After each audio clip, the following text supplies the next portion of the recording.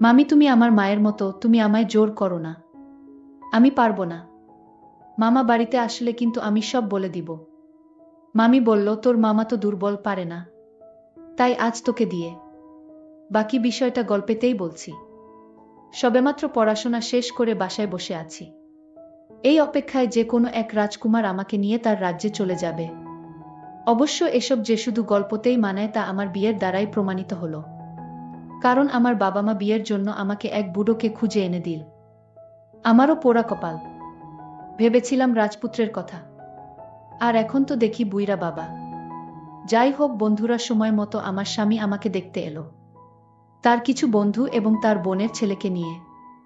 বন্ধুরা, যদি সম্ভব হতো তাহলে তার বোনের ছেলের সাথে আমি বিয়ে করে ফেলতাম, কারণ তাকে আমার পছন্দ হয়েছিল। তবে তা সম্ভব নয়, কারণ সে তো আমার বয়সে ছোট।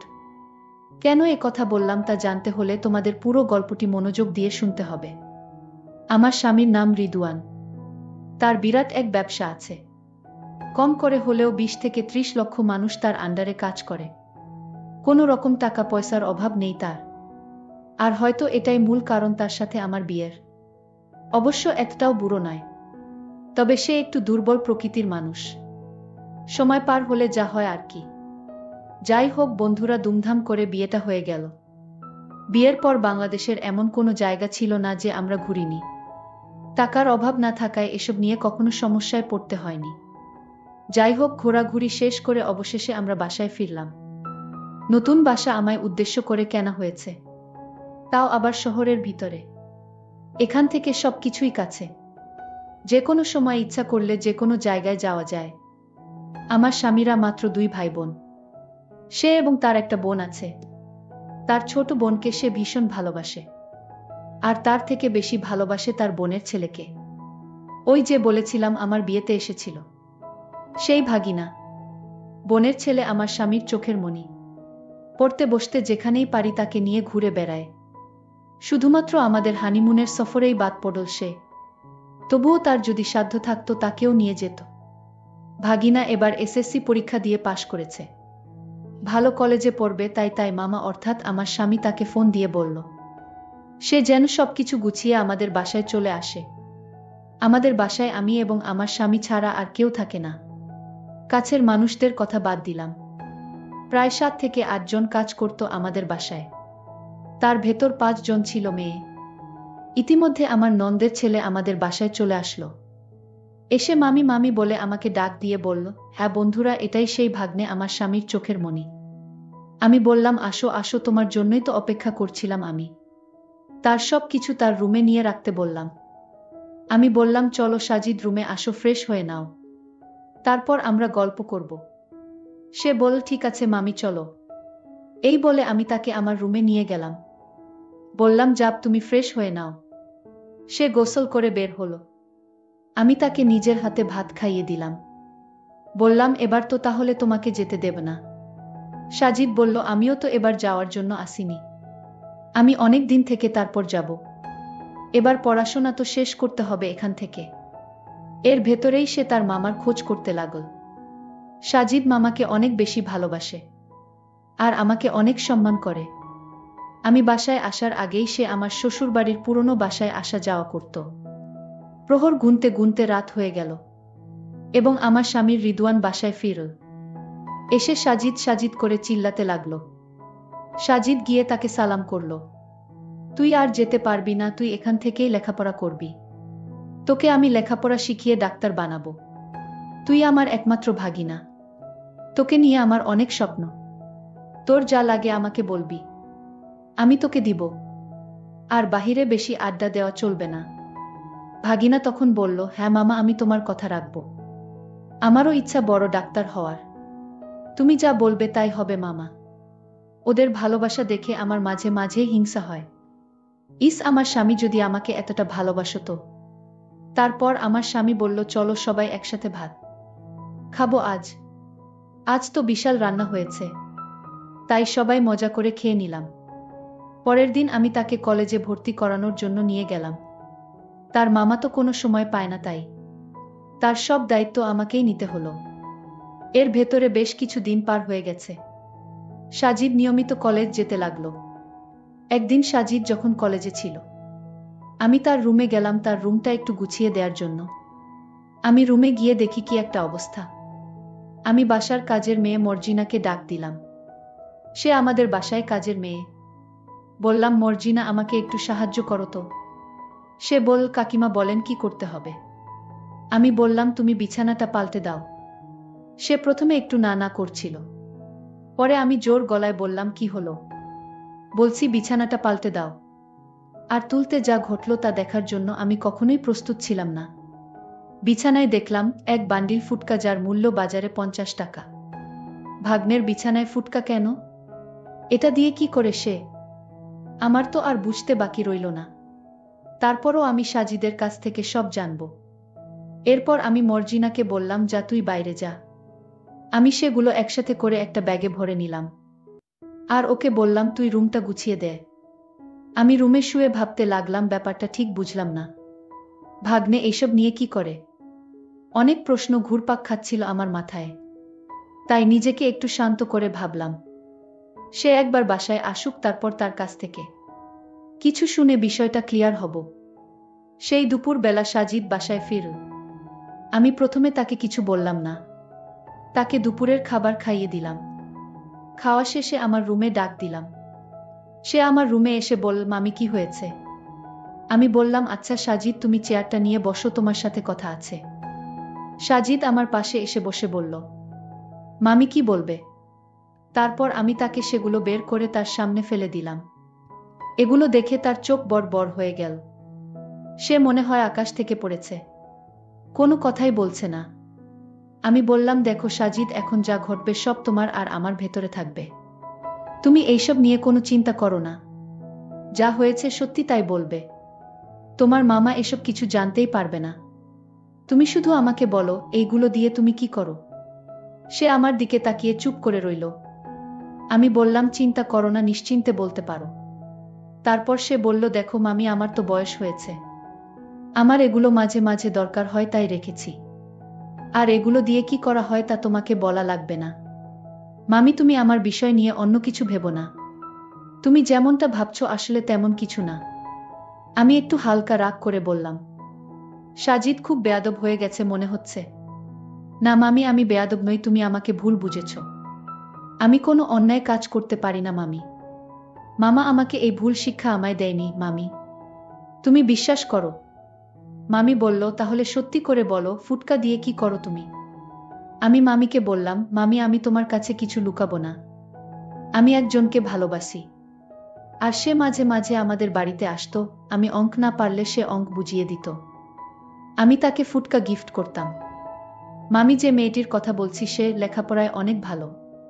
ও আমাকে খুব ভালোবাসে মামি। মামি তখন চোখ ঘুরিয়ে বলল, তাহলে দেরি কেন, তার নাম খানি একটু বলে দাও শুনি। সে কোনোভাবেই তার নাম বলল না। আমি বললাম, তুমি কি তোমার মুখ থেকে কথা বের করতে বাধ্য করাবে তোমার মামার সাথে এসব বিষয়ে কথা বলার জন্য? সে আর কিছু না ভেবে বলে দিল, মর্জিনার নাম।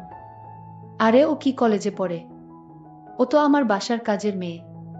তুমি আমার সাথে মিথ্যা কথা বললে কেন? সাজিদ বলল, মামি, আমার ভুল হয়ে গেছে। আসলে আমি তোমাকে ভয় পেয়েছিলাম। আর তাই তোমাকে মিথ্যা কথা বলেছি।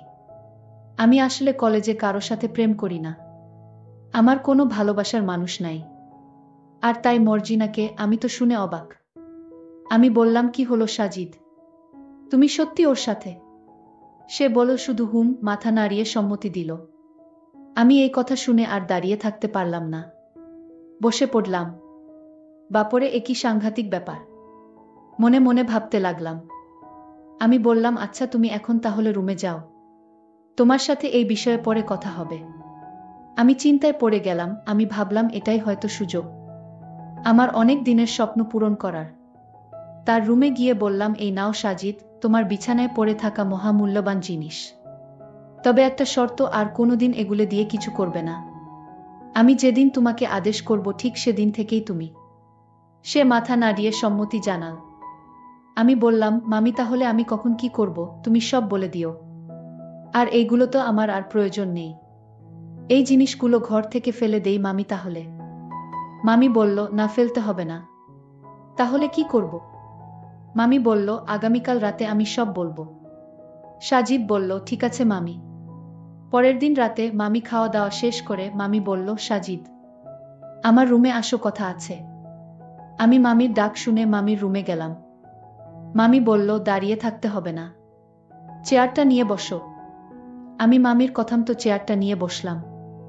মামি বলল, তুমি যে ঘরের ভিতর এই বাজে জিনিসগুলো রাখো, তোমার মামা জানলে কি হবে? একবার কি ভেবে দেখেছ? মামি, তুমিই তো দেখেছ, আর কেউ তো জানে না। মামি বলল, আমিই জানি, কিন্তু আমি বলবো না যদি আমার কিছু কথা অক্ষরে অক্ষরে পালন করো। আমি বললাম, ঠিক আছে মামি, আমি তোমার সকল কথা রাখব। তাও মামাকে কিছু বলো না। ঠিক আছে তাহলে মামি, বলো তোমার কি এমন কথা? আমি বললাম, দেখো, তোমার মামার অর্থসম্পদের কোনো অভাব নেই, টাকা পয়সা গাড়ি বাড়ি সবই আছে, কিন্তু তোমার মামার অনেক দুর্বল পয়েন্ট আছে। তোমার মামা পারে না। সাজিদ, আমি তোমাকে প্রথম যেদিন দেখেছিলাম সেদিন থেকে আমার একটা ইচ্ছা মনের ভিতর জাগলো। আমি বারবার চেয়েছিলাম কিভাবে কি করা যায়, কিন্তু আমি কোনোভাবেই উপায় খুঁজে পাচ্ছিলাম না। আজ একটা উপায় বের হয়েছে। আমি জানি ব্যাপারটা তোমার কাছে অদ্ভুত মনে হলেও আমার কাছে স্বাভাবিক। মামি আরও বলল, সে মামার ঘরে সুখে নেই, তার ভিতর কষ্টে ভরা। আমি মামির পুরা কথা শুনে বুঝতে পারছিলাম মামির অনেক কষ্ট। আমি মামিকে বললাম, মামি তুমি চিন্তা করো না, ব্যাপারটা আমি দেখছি। আমি তোমার বিন্দু পরিমাণ কষ্ট সহ্য করতে পারবো না মামি। মামি তখন বলল, তাহলে তোমায় একটা কথা বলি। আমি মামিকে বললাম, একটা কেন? তুমি যত পারো আমার সাথে কথা বলো। মামি তখন কান্না গলায় বলল, তোমার মামা যা পারে না, তুমি কি তা পারবে? আমি মামির কথা শুনে চমকে উঠলাম, মামি তুমি কি বলছো এসব? আমি পারবো না মামি। মামি তখন রাগ করে বলল, কেন পারবি না? আমি তোমার কাছে আমার মনের কষ্টের কথাগুলো শেয়ার করলাম। আমি তো ভেবেছিলাম আমার কষ্টের কথা শুনলে তুমি অন্তত আমি যা বলি তা মানবে। এখন দেখছি তুমি আমার কষ্ট আরো বাড়িয়ে দিলে। মামি তাহলে বলো আমার কি করতে হবে? কি করলে তোমার কষ্ট দূর হবে? মামি তখন বলল, তুই কি কিছুই বুঝিস না? আমি বললাম, মামি এখন তোমার কথা শুনে ভালো লাগছে। মামি বলল, কেন? আমি এখন আবার কি বললাম? আমি বললাম, মামি তুমি আমাকে তুই করে ডাক দিয়েছ, তাই আমার কাছে ভালো লেগেছে। মামি বলল, তাহলে আজ থেকে আমি তোমায় তুই করে বলবো। মামি তোমারে রাগ করলে অনেক সুন্দর দেখায়। মামি তখন একটা মুচকি হাসি দিল। আমি বললাম, মামি তোমাকে হাসিতেও অনেক সুন্দর দেখায়। মামি বলল, তুই আমার সাথে মশকরা করছিস? আমি এই দিকে দুঃখ কষ্ট নিয়ে আছি। আমি মামিকে পরিষ্কার করে বলে দিলাম, মামি আমি তোমার কথা রাখতে পারবো না। মামি তখন রাগ দেখিয়ে বলল, তাহলে তুমিও বাঁচতে পারবে না। আমি তোমার মামাকে তোমার বিষয়ে সব বলে দিব। আমি হাসতে হাসতে বললাম, মামি আমিও মামাকে সব শুনিয়ে দিব। মামি আমার কথা শুনে চমকে উঠল।